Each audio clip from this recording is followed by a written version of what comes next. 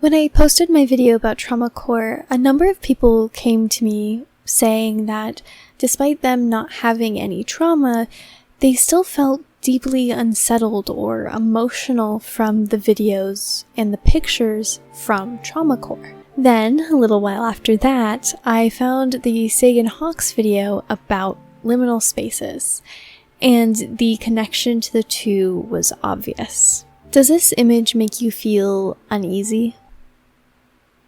Afraid, anxious, maybe even calm or relieved? This is a picture from Traumacore, an aesthetic community that is meant to help those who have suffered abuse or trauma cope and heal. But you might not have any of that, and yet you still felt deeply affected by it. So why is that? Well, let's talk about it. So a vast majority of talk about liminal spaces online, or any of the resources that I could find, were talking about emotional liminal spaces. So liminal comes from the Latin word limen, which means threshold. So oftentimes liminal spaces are used to describe the in-between space of two big things, or a transition between those two things.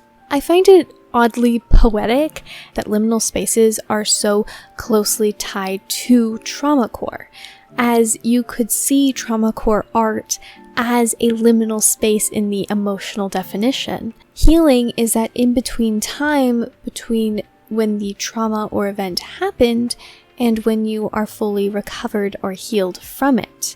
And the Traumacore art is meant to be a part of that healing phase.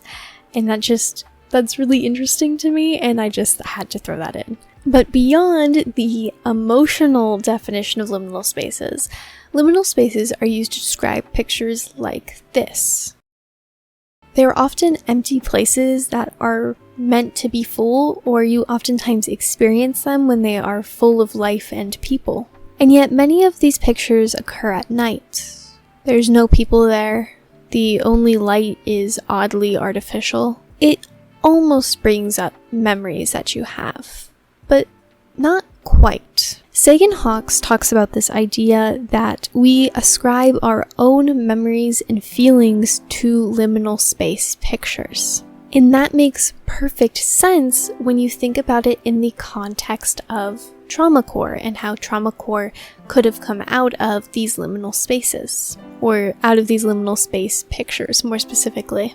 When you're able to ascribe your own memories or feelings to each of these pictures, as is maybe not the intent but the common effect of liminal spaces, if you are someone with trauma, especially when those liminal spaces oftentimes have to deal with nostalgia or childhood spaces, then you could ascribe that pain or that moment with those pictures. Some also describe liminal spaces making them feel calm or at ease or relieved in some way. And again, with Traumacore, that as well as the vent art aspect of things could be part of the catharsis that people find in Traumacore. Now, while that is the effect for some, many others report feeling very anxious when seeing these images. Now, why is it that a simple picture like this can make us feel so uneasy? Well, one is that it's amazing the power that art and photography or framing can have on us. A lot of these places they feel very wrong, or as if you're not supposed to be there. I also noticed that the framing of many of these pictures takes a very horror-esque framing. You could see it easily be put into a horror film, or you might even have noticed a horror film that has almost the exact same framing in it. It could be that liminal spaces are being inspired by this style of framing from horror movies, or it could be that that is just a natural framing that makes us feel anxious and uneasy, so it's very much so a which came first, the chicken or the egg. The emptiness is oftentimes something that we see in horror. If there's plenty of people around to help you, then there's nothing to be afraid of. Oftentimes in Western horror, although it is definitely different in Japanese horror, which is even more terrifying, but in Western horror, most of the times the monster, the big bad, can only hurt you at night. It is when you're at night with only artificial light that could come out at any moment if the generator breaks that you're actually in danger. Oftentimes in these liminal spaces, you don't get the full picture of the space. There's doors or corridors or shadows that you can't quite make out or know what's back there. As well as because it's usually only a picture, that's the only stimuli you're getting. You can't use your other senses to try and get up bearings on your surroundings or if anything else is there. Some of it might very well just be a very primal instinct to want to know what's there, and if you don't know, be afraid. For thousands of years, being overly cautious is what's kept us alive, so it's definitely an instinct that we still have to this day. But I hope this video inspires you to check out some more information about liminal spaces. I feel like they're such an under-talked about thing, and yet they're so fascinating.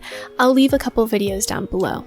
And if you were kind of concerned or confused by your reaction to Traumacore, it very well could be because of the liminal space aspect of things. Once again, I'm asking for you to please like, comment, and subscribe if you enjoyed. If you didn't enjoy, tell me why in the comments down below so that I can figure out what to do next time.